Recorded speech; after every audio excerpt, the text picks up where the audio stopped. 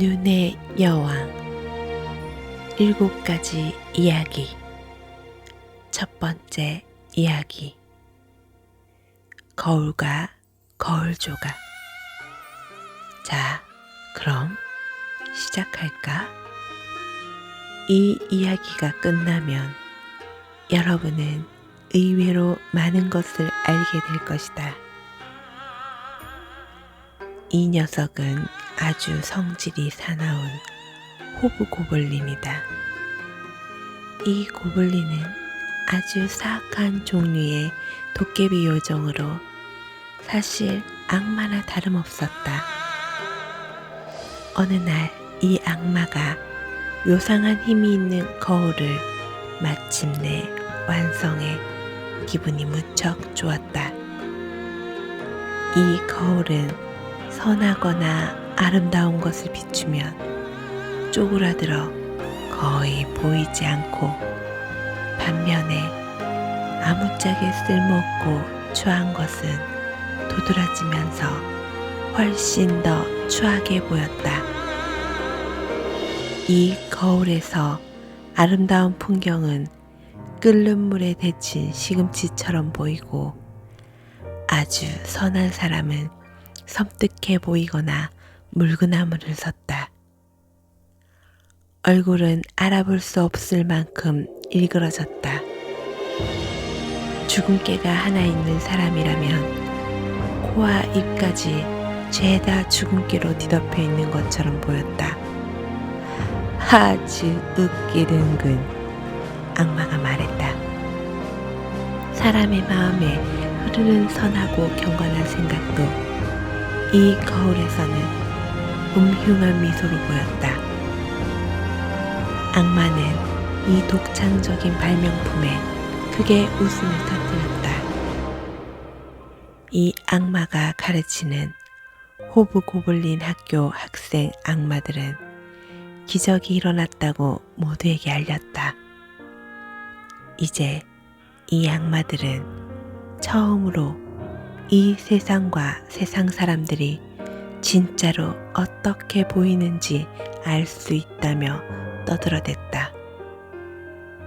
녀석들은 이 거울을 들고 허둥지둥 여기저기 돌아다녔다.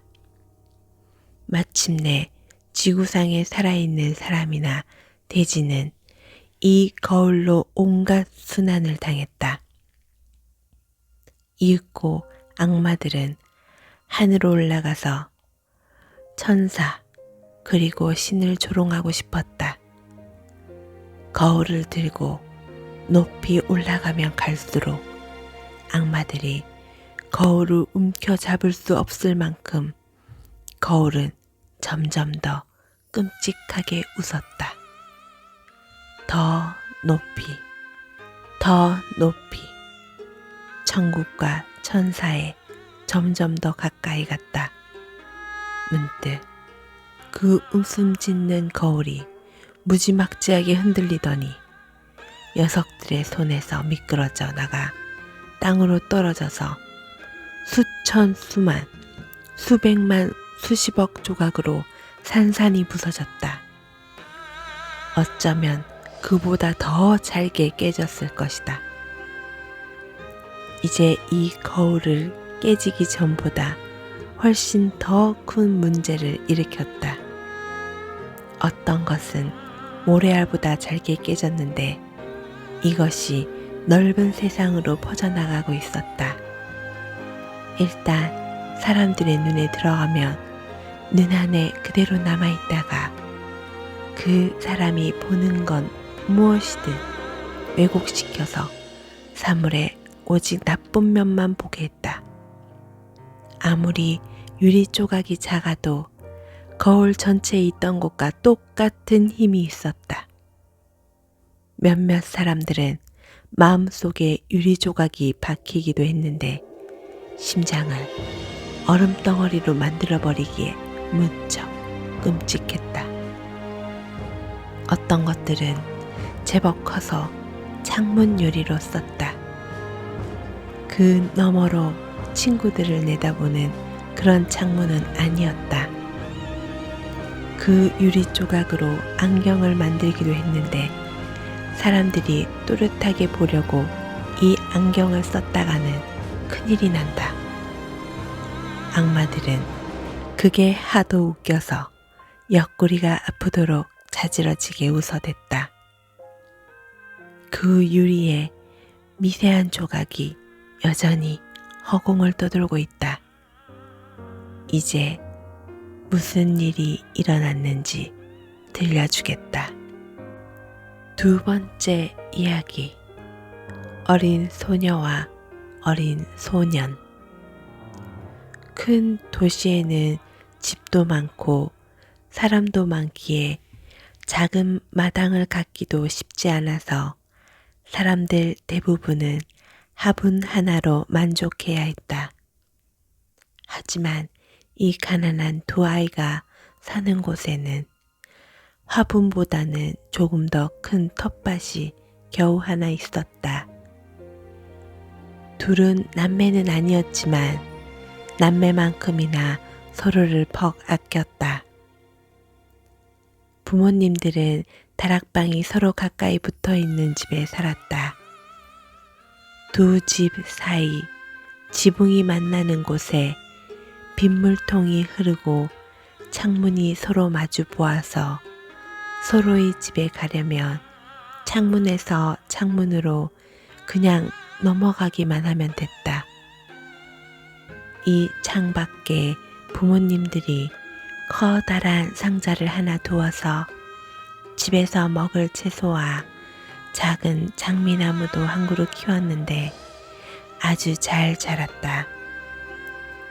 부모님은 이 상자를 빗물통에 걸쳐 두어서 두 아이는 더 가깝게 서로에게 갈 수 있게 되었다. 그것은 마치 꽃 담장처럼 보였다. 콩이 상자 위로 들이우고 장미 덤불이 길게 늘어지면서 창틀을 휘감고 서로에게 허리를 숙여서 마치 꽃과 풀로 이루어진 개선문 같았다. 상자는 꽤 높아서 위로 올라가면 안 된다는 것을 알았지만 둘은 종종 자그마한 의자를 지붕으로 내놓고는 장미 아래 앉아서 재미있게 놀곤 했다. 물론 겨울이 되면 이런 즐거움도 사라졌다. 창문에는 종종 두껍게 성에가 꼈다. 그렇지만 아이들은 난로 위에서 구리동전을 뜨겁게 달구어서 성에가 잔뜩 낀 창문에 가져다 댄다. 그러면 아주 멋진 동그란 원이 생기는데 그 동그라미 너머로 친근한 밝은 눈동자가 각자의 창문에 나타났다. 소녀와 소년이 밖을 내다보는 것이었다. 소녀의 이름은 게르다이고 소년의 이름은 카이였다.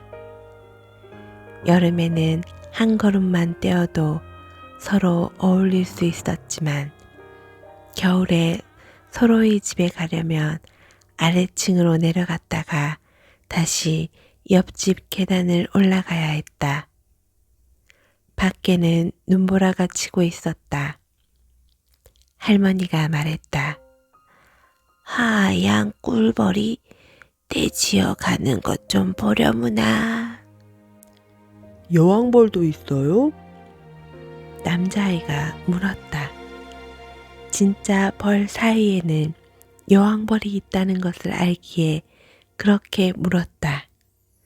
할머니가 대답했다. 그럼 정말 있지. 여왕벌이 벌떼 속에서 날지. 가장 크단다. 절대로 땅에 잠자코 붙어있는 법이 없어. 그러다가 다시 먹구름 속으로 들어간다. 숱한 겨울밤 동안 거리를 날아다니면서 창문을 엿보지. 그러다가 마치 꽃으로 둘러싸인 듯 희한한 모습으로 얼어붙어. 아, 네. 우리 그거 본 적 있어요.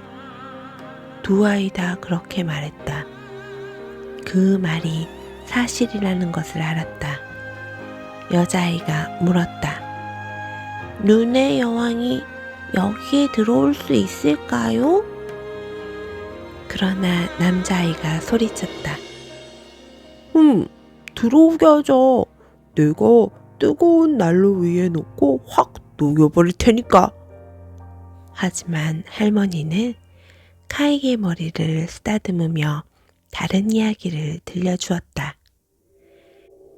그날 저녁 어린 카이는 집에서 잠자리에 들려다가 창가 의자로 다가가 그 작은 구멍으로 밖을 내다보았다. 눈꽃 몇 송이가 떨어지고 있었는데 가장 큰 눈꽃이 꽃상자 기퉁이에 날아가 앉았다. 이 눈꽃은 점점 더 커졌다.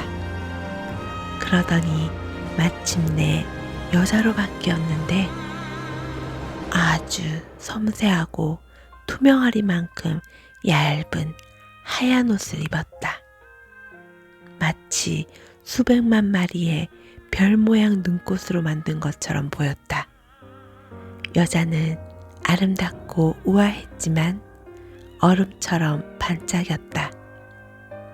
눈동자는 밝은 별 2개처럼 빛났지만 그 안에는 평화로움도 고요함도 없었다. 여인은 창문을 향해 고개를 끄덕이며 손짓했다. 소녀는 덜컥 겁을 집어먹고 의자에서 펄쩍 뛰어내렸다. 소년의 눈에 거대한 새 한 마리가 창문을 휙 지나가는 듯 보였다.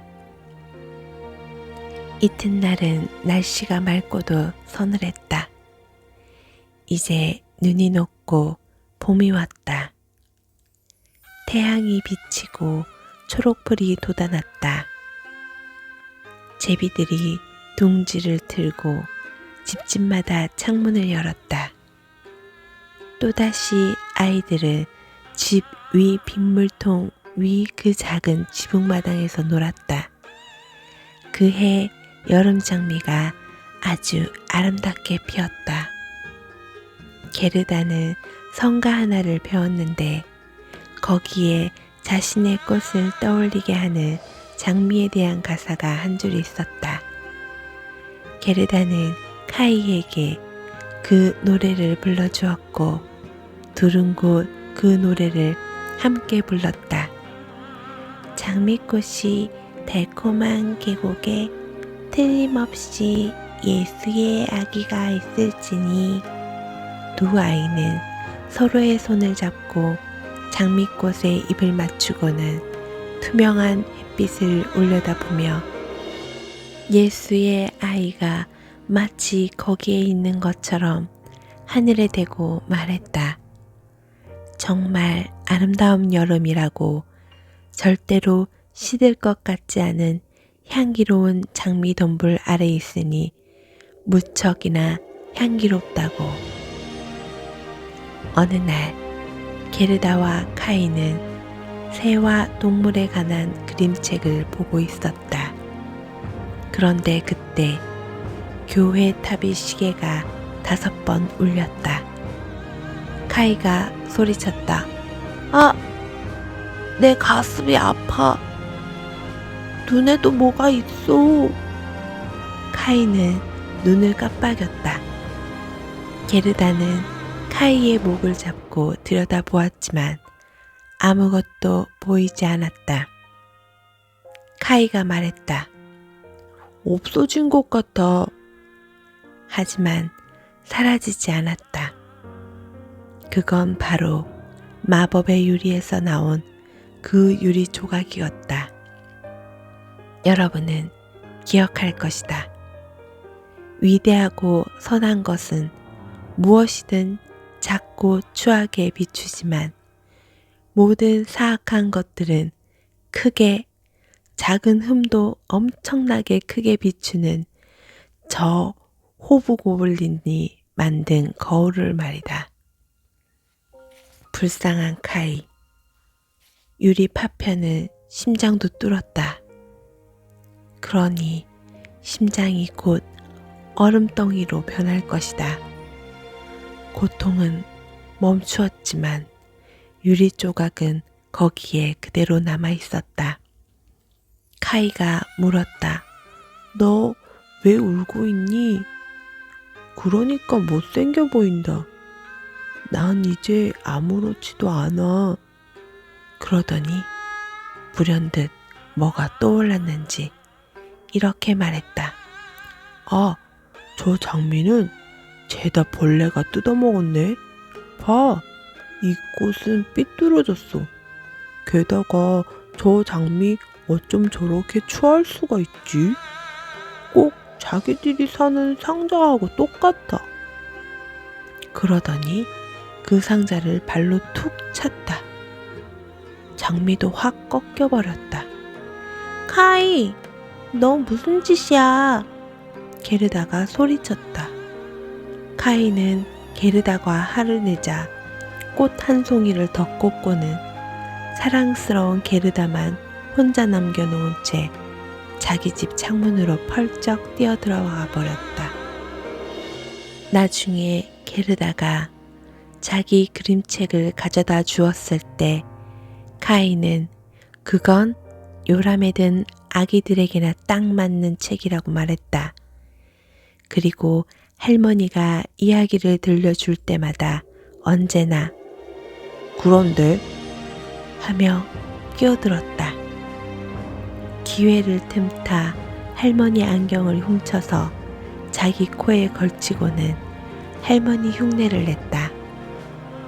어찌나 잘하는지 모두가 웃음을 터뜨리곤 했다. 머지않아 그 거리에 사는 사람들 모두의 걸음걸이와 말투를 흉내낼 수 있게 되었다. 사람들의 이상하고 추한 것들을 모두 다 카이가 어찌나 흉내를 잘 내는지 사람들은 말했다. 저 아이는 확실히 머리가 좋아. 하지만 그건 눈과 심장에 박힌 유리 조각 때문이었다. 그 유리 때문에 카이는 온 영혼을 다해 자신을 아끼는 사랑스러운 게르다조차 놀려댔다. 이제 카이는 둘이 예전에 함께했던 것과는 확실히 다른 놀이를 했다. 둘은 좀 더 철이 들었다. 어느 쌀쌀한 날 눈이 이리저리 흩날리고 있었다. 카이는 집 밖으로 커다란 돋보기를 가져와서 파란 콧두자락을 펼치고는 거기에 눈송이가 떨어지게 했다. 자, 이제 그 돋보기로 봐봐. 카이가 게르다에게 말했다.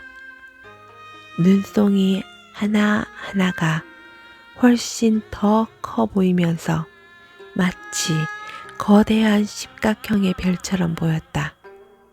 놀라웠다. 카이가 이어 말했다. 봐, 정말 멋지지? 진짜 꽃을 보는 것보다 훨씬 더 재미있어. 눈꽃은 아주 완벽해. 눈꽃은 흠잡을 데가 없어. 녹기 전까지는. 얼마나 지났을까? 카이가 장갑을 끼고 어깨에 썰매를 지고 내려와서는 바로 게르다의 귀에 대고 소리쳤다. 다른 남자아이들이 노는 마을 광장에서 나 놀아도 된대. 그러더니 행언이 달려갔다. 광장에는 좀 더 대담한 소년들이 자기들 썰매를 농부의 수레 뒤에 묶고는 멀리 끌려가며 놀았다. 신나는 놀이였다. 한창 신나게 놀고 있는데 커다란 썰매 한 대가 다가왔다.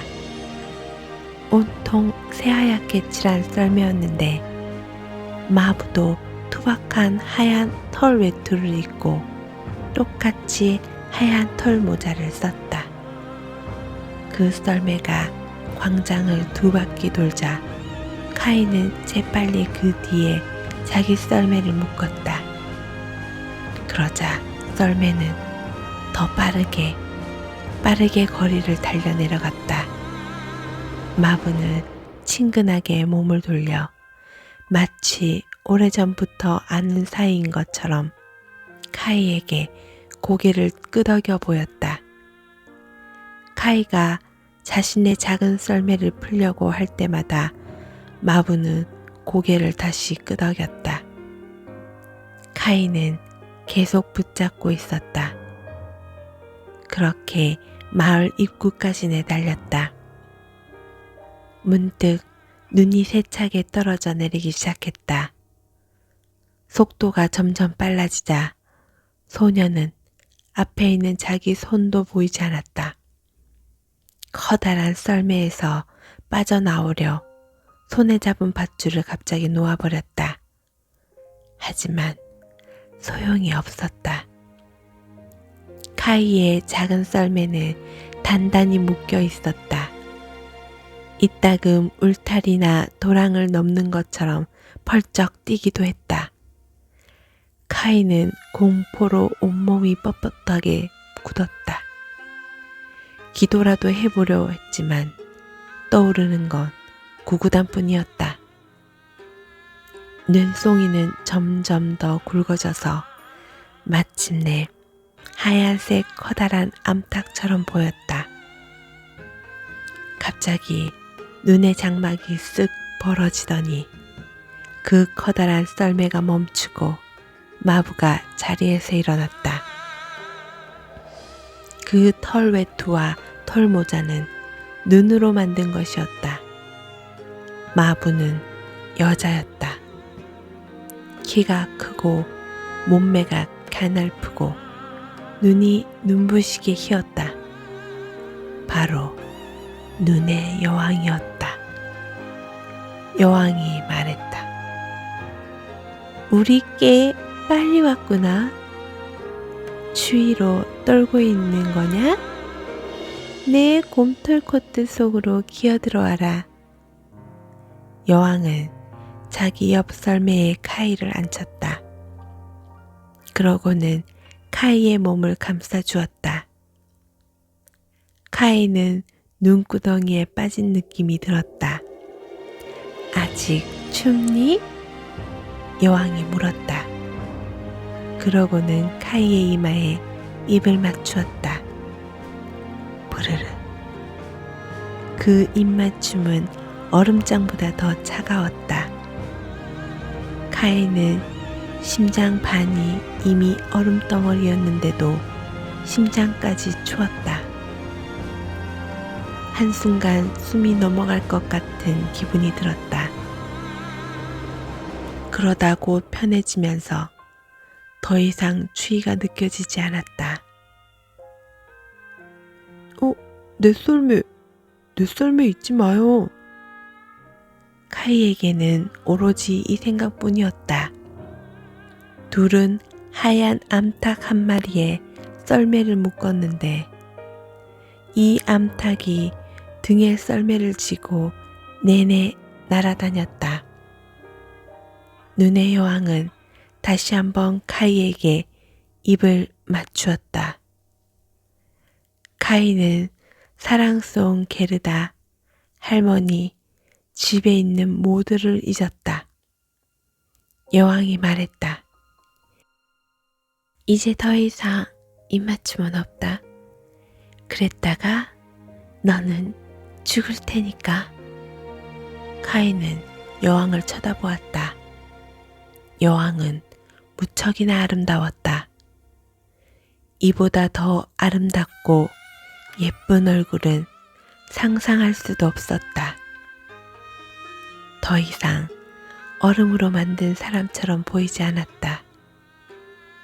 카이의 창밖에 앉아서 손짓을 했을 때의 모습이 아니었다. 카이의 눈의 여왕은 완벽했다. 그리고 전혀 두렵지 않았다. 그래서 자신이 분수암산을 할 수 있다는 것, 여러 나라의 인구를 안다는 것 다 들려주었다. 여왕은 내내 웃음 지었다. 하지만 안타깝게도 카이는 생각만큼 알고 있는 게 많지 않았다. 머리 위 드넓은 우주 공간을 올려다보았다. 여왕은 먹구름 위로 카이를 데리고 날아오르고 그 사이 폭풍은 흘러간 옛 노래를 부르는 듯 쌩쌩 울려 퍼졌다. 두 사람은 숲, 연못, 수많은 대지와 바다 위를 날았다. 빛나는 눈 위를 미끄러지듯 날아갈 때 그 아래로는 바람이 차갑게 휘몰아쳤으며 늑대가 울부짖고 흙까마귀가 비명을 질러댔다. 그러나 저기 위에 달은 크고 환하게 빛났다. 카이는 긴긴 겨울밤 내내 그 달을 쳐다보았다. 그리고 낮에는 눈의 여왕 발치에서 잠을 잤다.